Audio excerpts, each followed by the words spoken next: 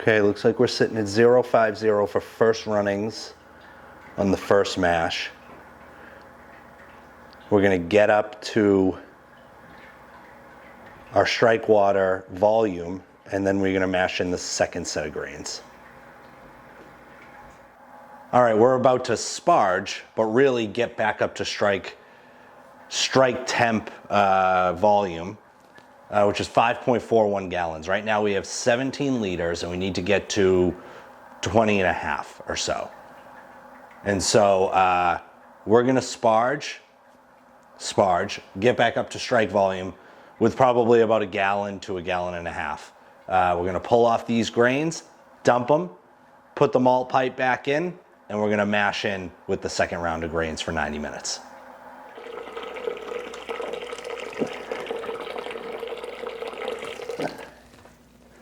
Okay, I'm going to sparge with about 3 liters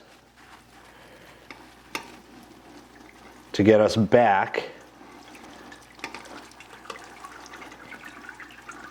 to the strike volume.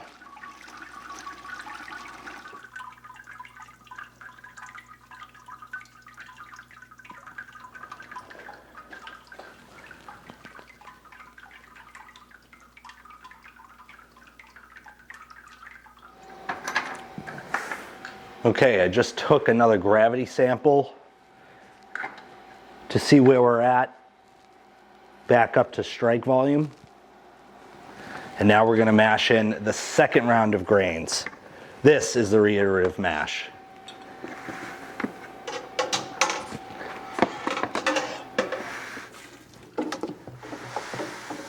And I added all the salts into the first mash, so there's no need to add a second round of salts. Although I will say, I don't know if I necessarily did that correctly or not. That's something that we'll have to learn. pH was a bit high.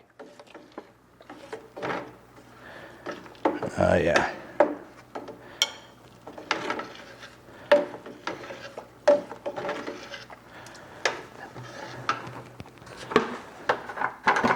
Yeah.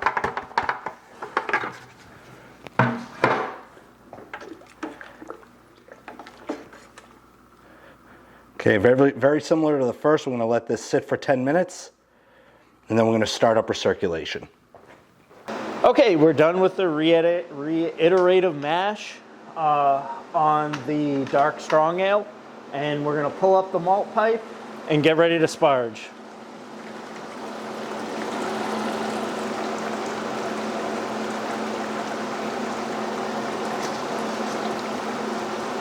Keep that on.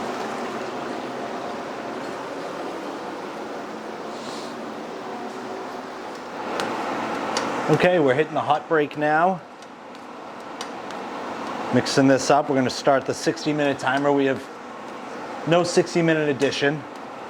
At 30 minutes, we're adding Loral. At 20 minutes, we're adding Loral. And then 10 minutes is where it gets a little fun. Looking at the numbers,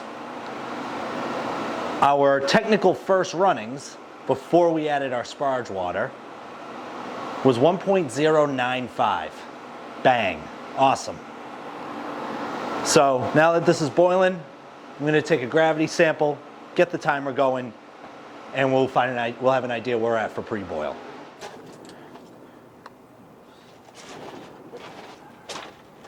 Let's see if this one looks better. It's deeper and it's got the...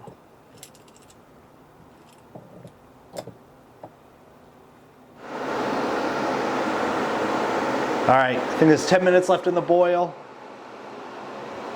We're adding a tablespoon of yeast nutrient, adding 3 star anise, and we're adding a Whirlflock tablet. The star anise should give us that licorice flavor, that black licorice flavor we're looking for with those Italian candies or cookies. Oh yeah, huge black licorice. We only added 2 star anise in the last batch that we did. We want to up that a little bit.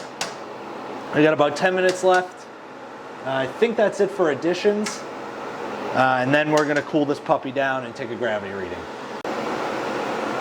All right, after the end of a 60-minute boil, the OG, we were looking at about 0.75.